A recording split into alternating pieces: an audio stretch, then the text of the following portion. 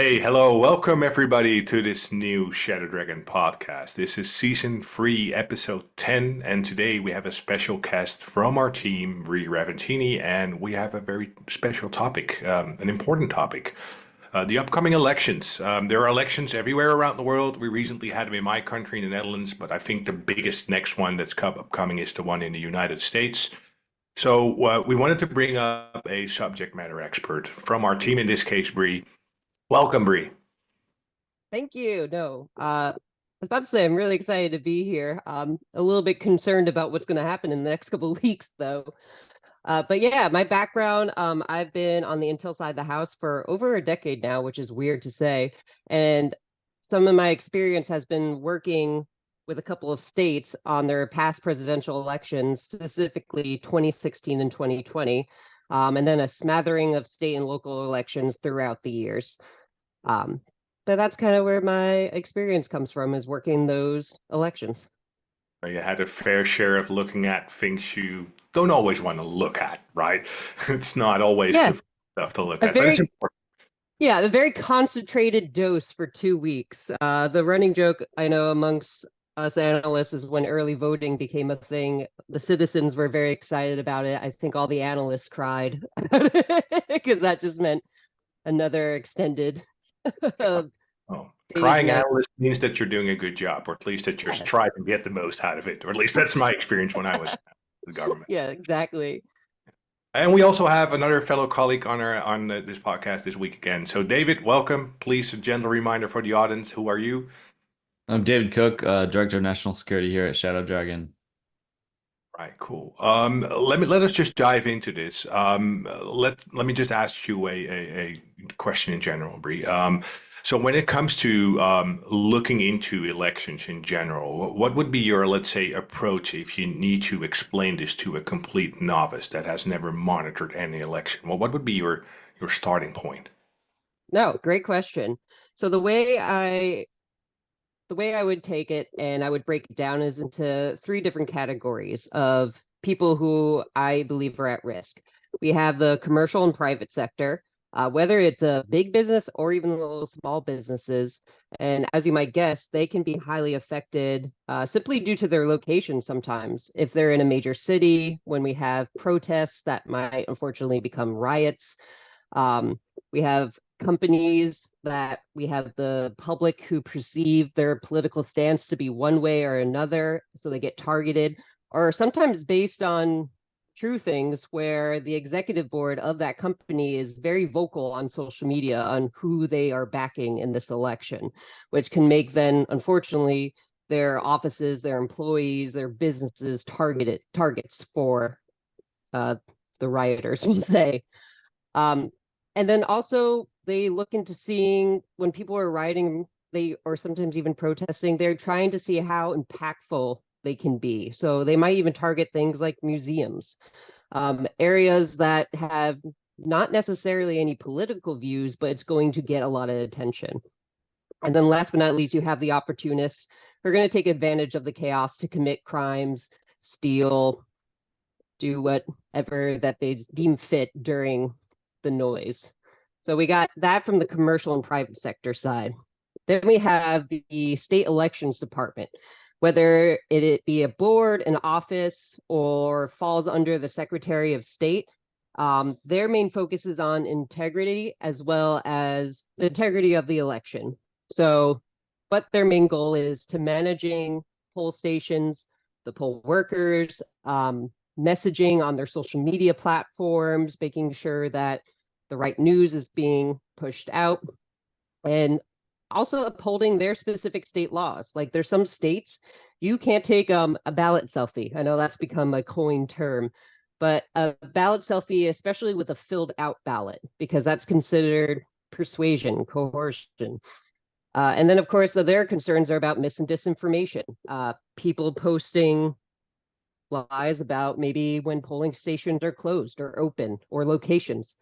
And then also, finally, their concern is also having imposter accounts. So people pretending to be these departments and spreading information or news that is not in line with the actual department. So that's the second group I worry about. And then last but definitely not least, is the first and second responders. Specifically, who I have in mind is law enforcement, because of course, as a regular citizen or as a analyst, I don't have to worry about physically having to go out to these concerning events, whether it be a protest that turns like into a riot. It can be very difficult for law enforcement to respond to these type of things, as well as we have your firefighters, your EMT folks, got a whole skew of people. So those are kind of like the three categories I like to break it out on my top concerns when it comes to groupings. And then the next step I take it is saying, what is the role of the intel person then on that?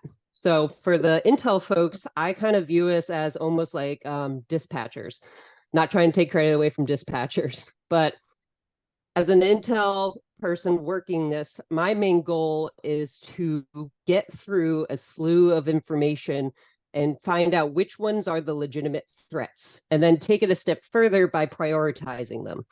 So besides filtering out the false positives to the true positives, my next goal then is to then prioritize it. Hey, this is an imminent threat, it's real, and it's going to happen now. Let me push out an officer to that location. Let's get XYZ staff over there. The next category would be then kind of mid-level, in the sense of, hey, this is a legitimate threat, but it's not in my backyard. Maybe this person is pretending to be in their state, but in reality, they're on the West Coast, not the East Coast. Or they're just not, doesn't look like they have that much traction behind them in order to do what they are promoting online. And then last but not least, you have, which is still a pain, but dealing with bots or fake accounts, obviously influence from other nation states. Like, let's just call it how it is. But having that intel analyst in order to take in all that information, especially when it comes to all those social media platforms, and then be able to dissect and figure out which ones are legitimate, and then prioritizing it, and then getting that out to the correct parties so they can take action upon it. So I'll take a pause there, but that's kind of my thoughts around it. Yeah, sounds like a very solid approach to me, but it also raises questions for me immediately because, well, the internet is not like, let's say, a small space to search around. So where do you know where to focus? And especially in the light of the upcoming elections, how do you prioritize, let's say, platforms, or which ones do you scavenge first and which one last? How do you find that focus? Yeah, so obviously this takes a little bit of staying in tune with what people are interested in when it comes to social media. We still have things like Facebook, which is targeting more so, I'm not, I used Facebook, so I'm not going to say, I was about to say older population, but then I feel like I'm outing myself. But so we have Facebook, where maybe it's going to be more so the moms and dads of the world. But then we have things like Instagram. That's been around for a while, but it's still holding in just fine. Then we have the newer social media like TikTok. We have, of course, different forums, Reddit, and I'm listing these off not to say anything negative about them at all. It's just finding the mainstream social media networks where people are going to try to grab onto an audience. Because of course there's certain forums that are more niche, and they're more specific to maybe an alt-right, alt-left specific view. However, they're kind of just talking amongst themselves. Still concerning, because I want to know what they're talking about, if they have any negative sentiment that they're going to push out. But of course, we're going to be looking for social media platforms that's going to have a large audience that they can reach out to and influence. The next step of that is kind of looking based on hashtags. So hashtags are a huge kind of like breadcrumb trail for me. I remember in the 2020, the ones that stick out in my mind are hashtag vote blue no matter who. And then the other hashtag was vote red or be dead. Each of them having their own opinions on what that hashtag truly means. I'm kind of curious to see what this year's going to be. I haven't seen any just yet. Kind kind of the boring. I mean, we're slacking a little bit. It's kind of just vote red or vote blue. I was just like, where are the creative ones? But but being able to Right. find things like that. Yeah, sorry, go ahead. No, there's still time for the creative ones. Still time. I know. I just like we're slacking though. Like, come on, guys. You This is gotta October, for the October surprise. Let's yes. give it a couple of weeks. The Yeah. October reveal before November. So yeah, I'm kind of curious of what they're gonna put out there, if it's gonna be repeats or. But the reason why I'm talking so much about hashtags is because it's to me once again following the breadcrumb trail. Certain hashtags, obviously, the more generic ones, it's going to lead to a lot of noise.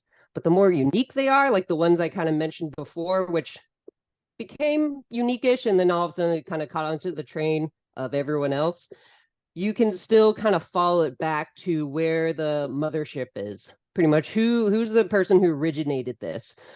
Because anytime I start seeing some violent language on social media or specific people who keep pushing out mis and disinformation and they're using specific hashtags, I want to know where the source is coming from. Is it just a random collective of people, or is this an organized front? Because we've seen that too, where there's groups of people who are working together being, hey, we're going to push out this narrative.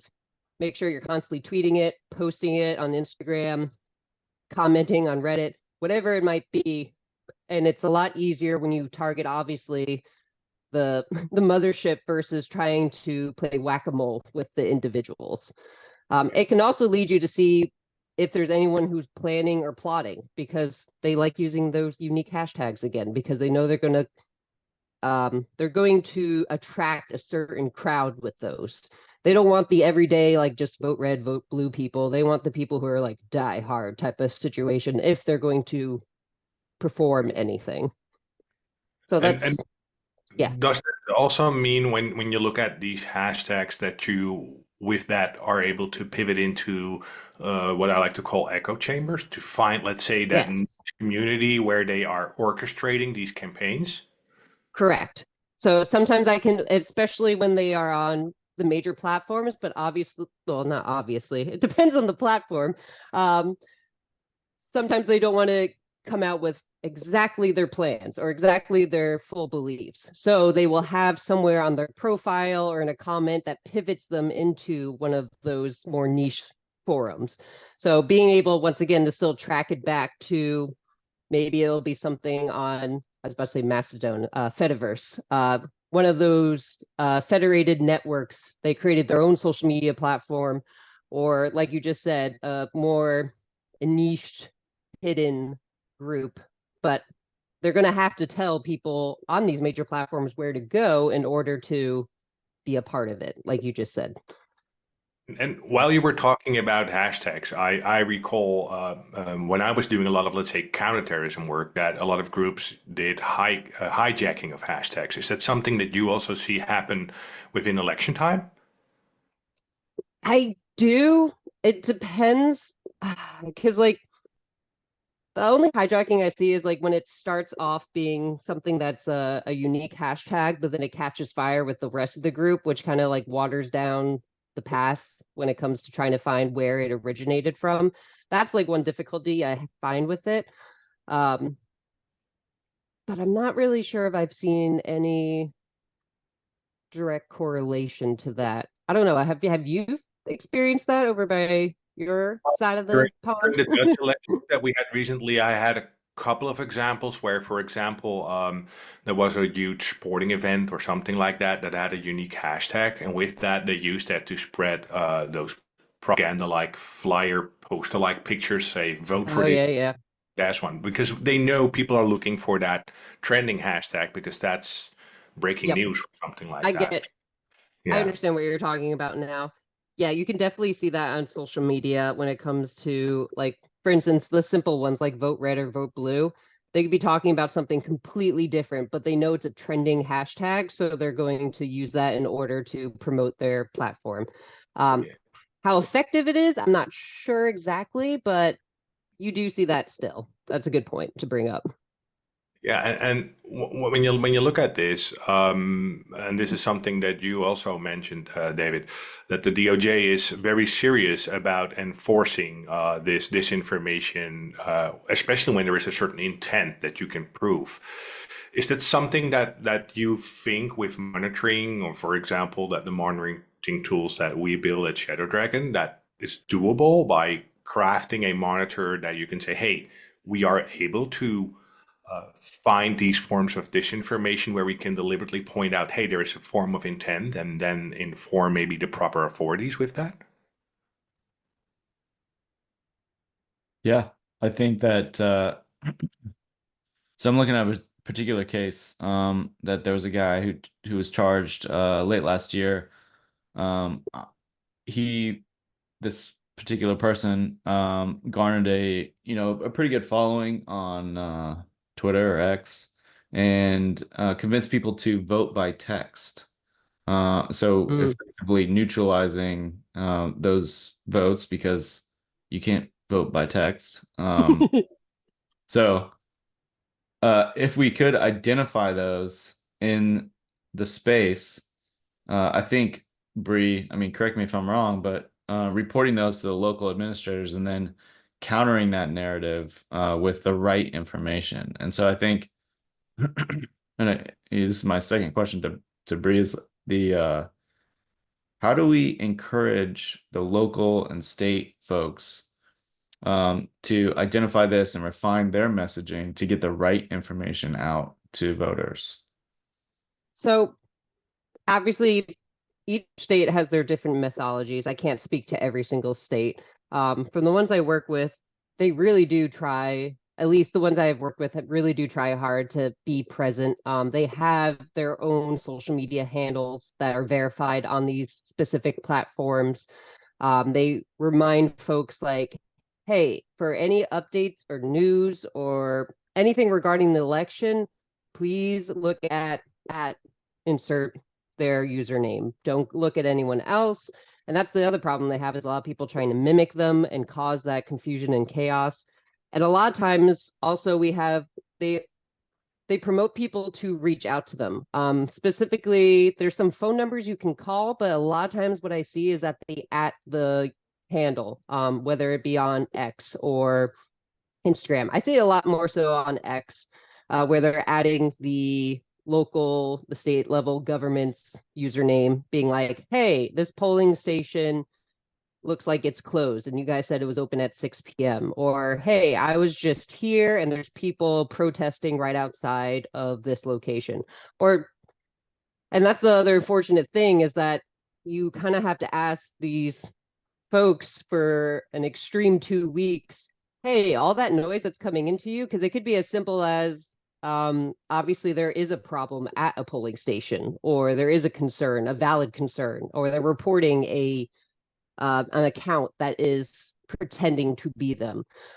Or you're gonna have someone just saying, I hate you, you guys are awful, go burn. And they have to go through all that garbage. And I'm sorry, I'm gonna call it what it is. It's garbage. To find the ones that have legitimate concerns or like there's problems that are happening with their actual voting process.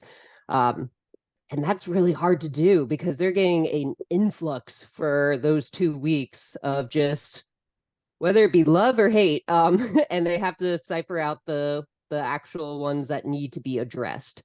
But I have seen them take action where they will respond to a thread or respond to an individual on that social media platform, kindly correcting them or showing them, directing them to a site or directing them to somewhere that they could get the actual information from. But usually they won't address it unless this is something that we would do is bring to their attention anything that is gathering traction. So if someone makes a tweet saying polling station closes at 4 when reality closes at 6, if it has one like, I'm not really going to bring it up to their attention. If it has, I don't even know, 1,000 likes and like let's say like even like hundreds of retweets, then yeah, I'm going to bring that up so they can directly respond to it and be like, hey, that's not true. It's actually open till 6. No worries here, guys. So Yeah. So it's hard for Yeah, them. I do not envy them. No, Um, I do not. I think too, and this is a particularly contentious past couple of years, and this one might prove to take the cake. But what Gonna be about spicy. oh yeah. I mean, what about post-election? We've seen this, Yeah. this is it doesn't end on November 6th. And No. the inauguration isn't till January. And this is a topic that a lot of folks have brought up. And what Yeah. should we be educating state and local folks on?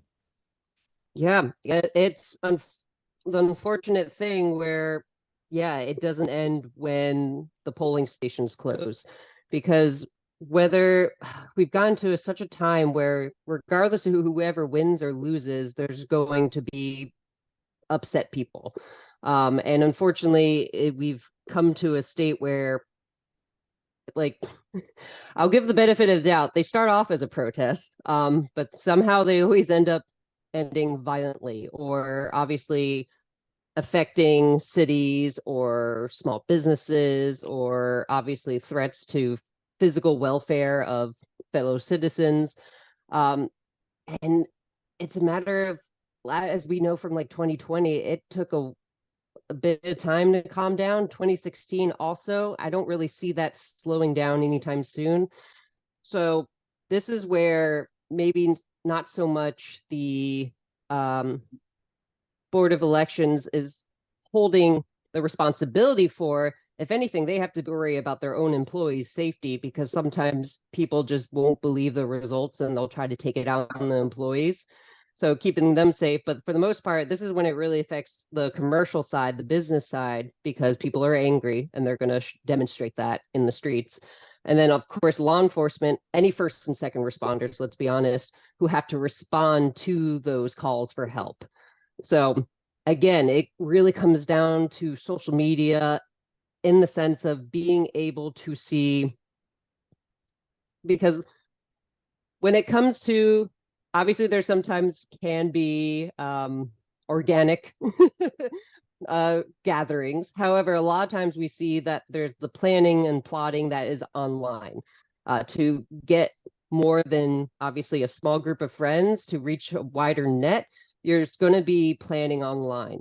And you can kind of look for specific keywords. Again, those hashtags come in handy, because again, they're collecting a certain kind of view of that target audience. And being able to see anything that might be brewing, even if it's as simple as saying like, hey, we're going to protest at this time, at this date, at this intersection. We can't really tell anything new from that, but at least we can actually prepare from a first and second responder, or even notify the local businesses to make sure that we can try to put them in a bubble wrapping as much as we possibly can. So it's once again, it's kind of hard. It's almost like guerrilla warfare, because you don't know when they're going to pop up or what they're going to do. Sometimes we get lucky, we can find those plans ahead of time, or it could be as simple as using our tools. I'm not trying to just pushing our tools, but this was where our tools would shine, being able to have eyes on the ground, in the sense of, hey, there's a protest happening in this location. Cool. Let me plug in those GPS coordinates and let me start pulling the snaps from Snapchat that are being taken in that area, because I want to see, hey, is there any bats in those photos? Is there anything that's showing signs that it's no longer a protest and it has dipped into aggressive land? And then having that information in order to give the responding officers, the responding folks, heads up before they kind of go in blind situation. We can't always do that, but yeah, the weeks after, I mean, I really hope we it's a downhill spin off from the violence that happens after elections, but after 2016, 2020, I don't have the highest of hopes. No, Yeah. I think we all know. So when you talk about keywords, and that's a thing that I struggle a lot with when it comes to finding the right keywords, because in essence, you want to create a haystack of information where you can find that needle in with cutting out as much noise as possible. You want to get targeted results. But I think we all know that, for example, my young kids, they don't speak proper English. They speak slang English.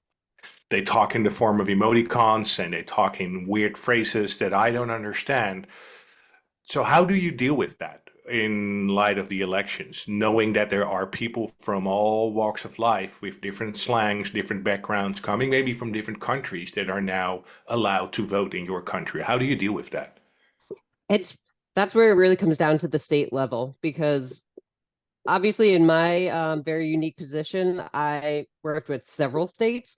So I had to get familiar with their state. And with each state, they also, like you just said, have their own kind of vernacular, their own groupings. Like I live in New Jersey, and we're a tiny state, but there's a big difference between North and South, and Central Jersey's trying to exist. But there's key differences in different slang and different just like even just like ways of just doing things. And we're all in the same state, and it's a tiny state. So this is when we really lean in on those who are local, or once again at the board of election, or the analysts who are from those areas, to understand like, hey, what is your area referring to XYZ as? It's almost like creating a key log, just having exactly like kind of like what are the base words. Now you tell me what your locals are calling it, and creating that kind of formatting where I can then plug that into whatever tools that I might have, and be able to see like what is what is big in the area. Is there any big personalities in the area that I should be keeping track of? And then again, those hashtags, following the hashtags, I can also see those tweets or posts and how they're speaking within it. Besides, the hashtag brought me there, but now I'm seeing how they are talking about the election or the So that polling helps station. you adjust and refine, basically. Yes, refinement, and like kind of just like keep pulling the thread until I have like a good Wikipedia page of their keywords and terms that they use in the area. Obviously, it's easier when you're just focusing on just your local, maybe, or if it's the state level, because you have a better understanding of what's going on. Which a lot of law enforcement, when they have their intel folks, they're going to have that benefit of that. But yeah, it's pretty much creating a like a bit of a like a urban dictionary of what is around your area and what slang terms they use. And it's But not then just also, sorry, go ahead, David. I was gonna say it's not just it's not just vote red, vote blue this time Mm-mm. around as well, because we have the state and local school boards, we've got administrators, we've got the House of Representatives, and a lot of Senate seats are up for election too. That's a Yep. lot of names that we have Yeah. to cover as well. Yeah.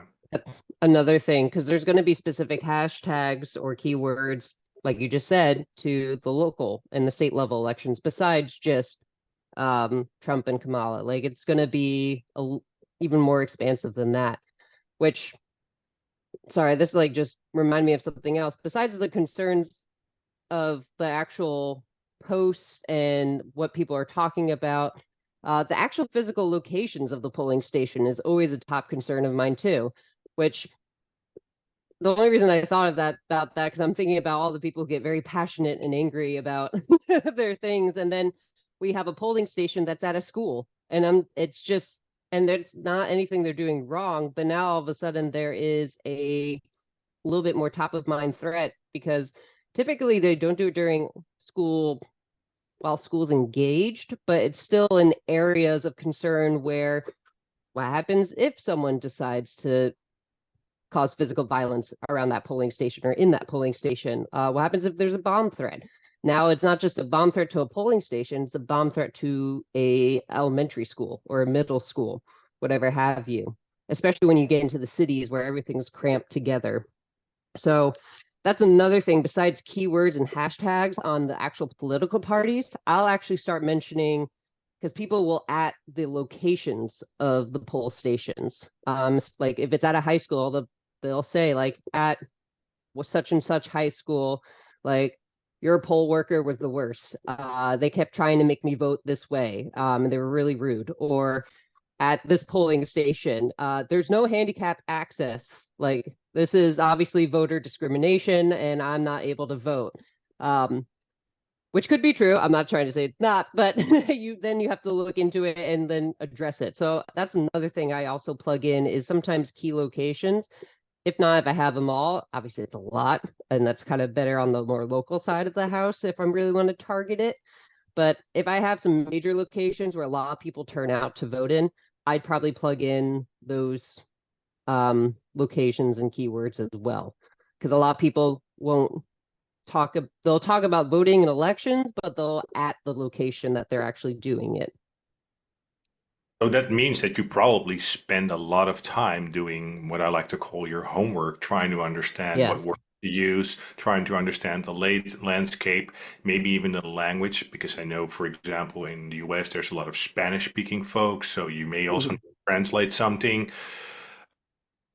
So how do you do, because the election is always, say, in a constrained time, but you need to plan beforehand, but there's not enough information dripping in. Do you then use maybe, let's say, previous elections just to get that general grasp of, hey, what kind of wording and phrasing is at least mandatory to get started with?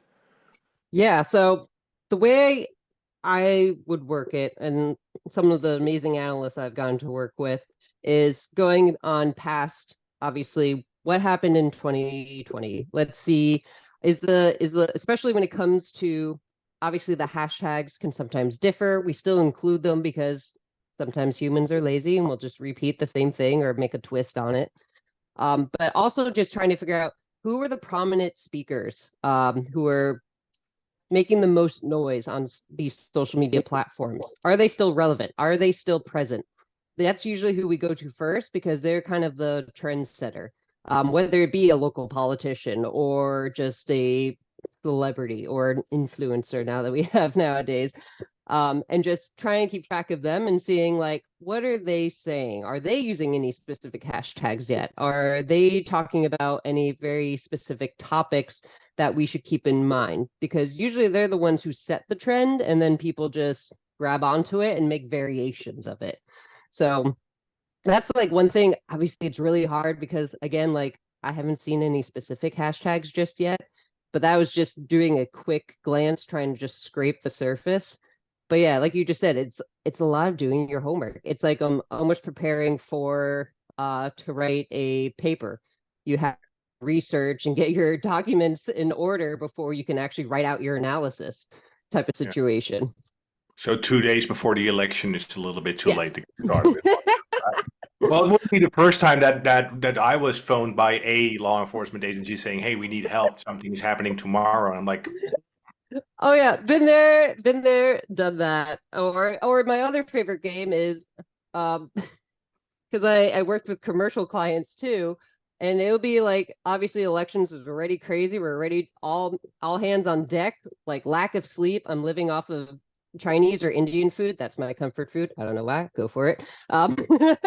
And then all of a sudden I'll get a call at 2 in the morning being like, "Hey Bree, so our CEO just made a tweet," and I'm like, "Go on." And they're like, it was a very spicy tweet. And it said, and it was leaning whatever which way, and all of a yeah, sudden, now I have to pivot because a whole new beautiful hashtag has bloomed from it because now everyone's really pissed off at the CEO, or not everyone, but specific groups are, and now there's different keywords, there's different targeting, and now I have to worry about those employees. Obviously, that's different for each person, but like for staying local, they might not be as specifically focused on individuals of a company, but that's still going to target their region and their area.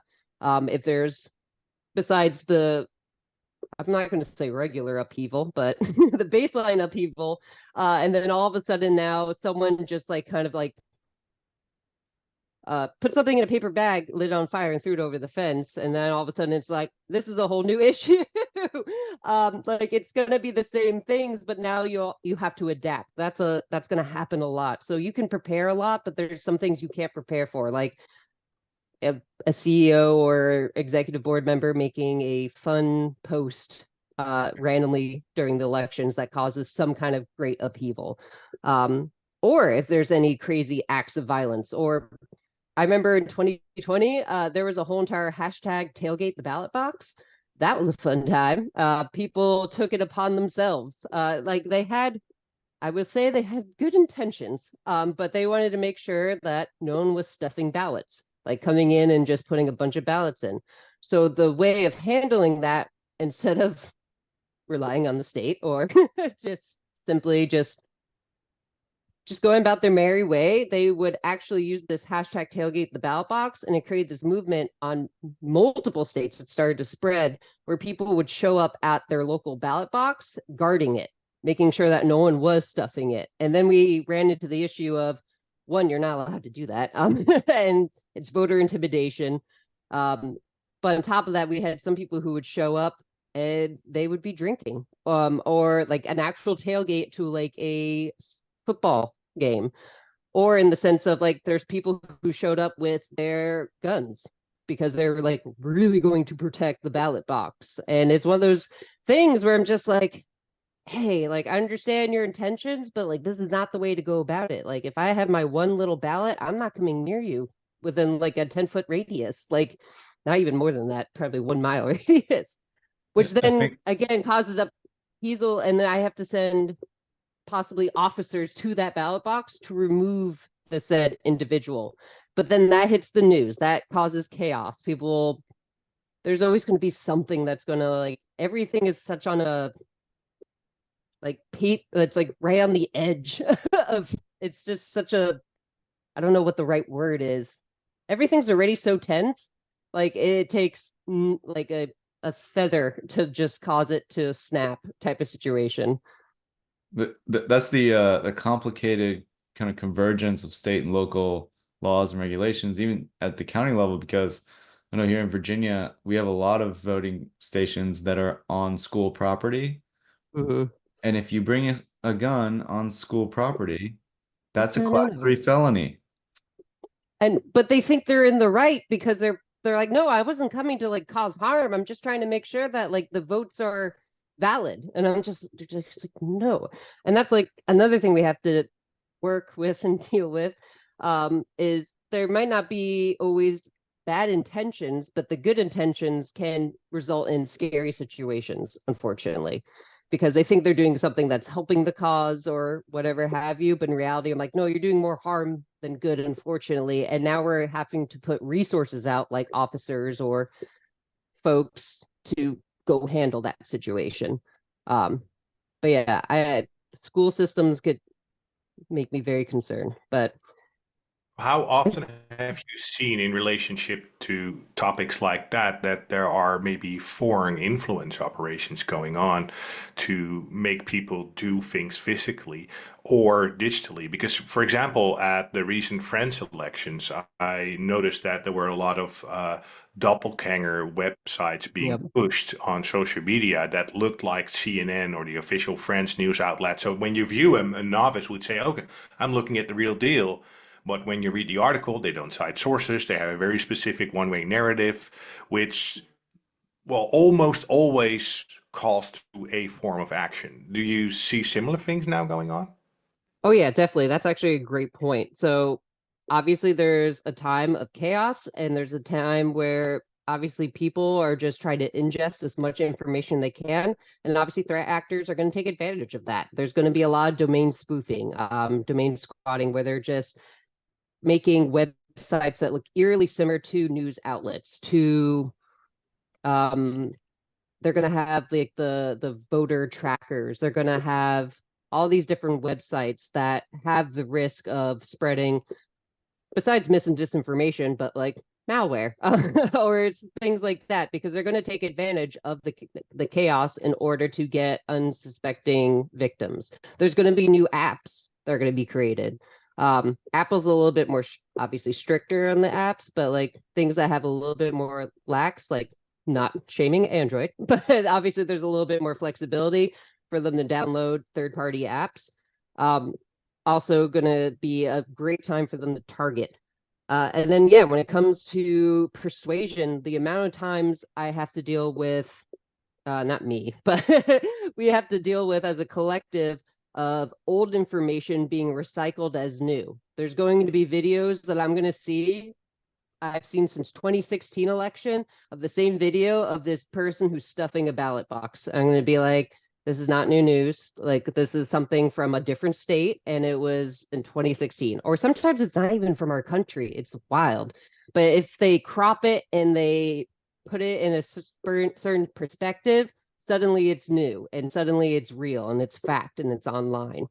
So we're going to have a lot from outside influence, just simply pretending to be US citizens, and they're going to try to influence people one way or another. And if anything, it's not even influencing. People think they're going to influence them to vote a certain way.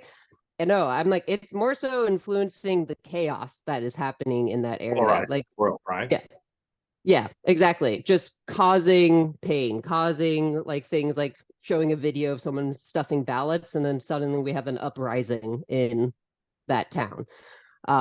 Things like that. And then also, I forgot the other thing we have to talk about, and I know we need to wrap up soon, but is the fun game of AI, and having those videos and images being able to deepfake and all that kind of stuff is going to be really challenging come this election of what is true versus false. Oh, I'm getting more heartburn as we talk. So I think looking at what we discussed, and it's fun times but disturbing times, and I think we gave our audience a lot to think about, and I think a lot of lessons learned. So thank you for all the knowledge you brought to the table. I also want to quickly let our audience know you can opt in for a trial license for a monitoring tool, and make sure that you do that before November, because that will help you maybe find some stuff that you need to find. Any closing words, David? No, I think we need to have a part two. There's a lot we didn't get to. Yeah. So Brye, thank you so much for your time, and well, I think people now will be calling you more and more based upon the knowledge that you shared today. So thank you. Joy. No, thank you so much. Right, everybody, thank you. This was season 3, episode 10, and hopefully we will see you at the next time. And do not forget to like and subscribe.